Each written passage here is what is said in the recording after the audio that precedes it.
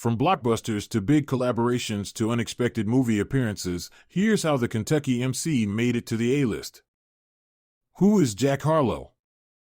Last weekend, during a playoff game between the Celtics and Bucks, NBA referee Scott Foster made headlines when he asked fellow referee Ed Malloy a simple question, featured on Jumbotron. Of course, Foster's unfamiliarity with Harlow's work has become a meme, with all social media seemingly dissecting this hilarious intersection of sports and pop culture. But the basis of the joke was that everyone should know who Jack Harlow is at this point.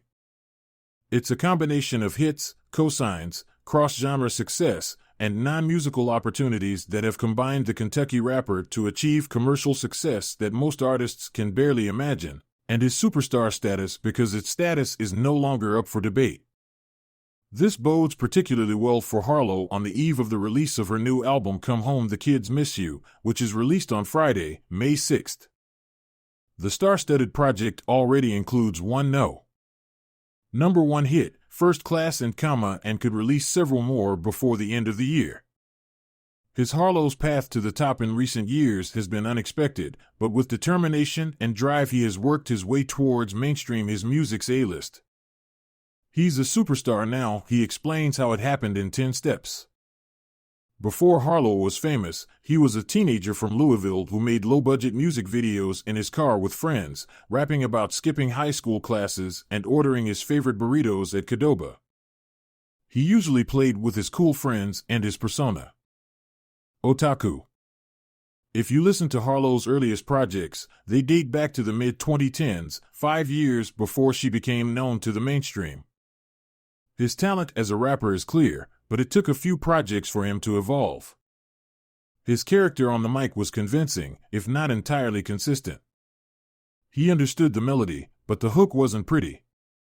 When Harlow actually hit the big time in 2020, part of his appeal lay in how natural his flow sounded, but by the time it approached what we know today, it took many years to cultivate this.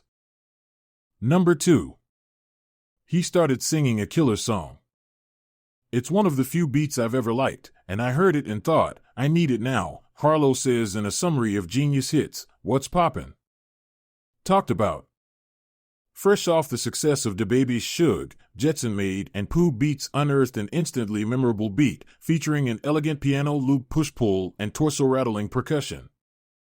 Harlow picks it up this time, throwing in sex boasts, hints of weed, pasta orders, I'll eat fettuccine at Vincenzo's. And the What's Poppin' catchphrase, which he calls his sophisticated I turned it into a showcase of my personality. After its release in January 2020, the song gained traction on YouTube and TikTok before making its way to streaming services and radio, with the 21-year-old's original version of What's Poppin' climbing to No. 8 on the Hot 100 chart. Crowd. Welcome to House of Celebs, your VIP pass to exclusive celebrity news. Don't forget to like, subscribe, and comment for more interesting celebrity updates. Number 3. Then he made the song even louder. 6 months after releasing What's Poppin', Harlow gave the big single an all-star makeover with an official remix featuring DaBaby, Tory Lanez, and Lil Wayne, and recorded a new verse for it. Not only did a guest star appear on the song, the duration increased from 2:19 to 3:47, and it featured a more traditional verse and chorus structure, but the remix included an audio, not a single moment. DaBaby, Lanez, and Wayne all brought their A-game to piano loops, and they helped do Harlow justice by making the piano loops sound intense.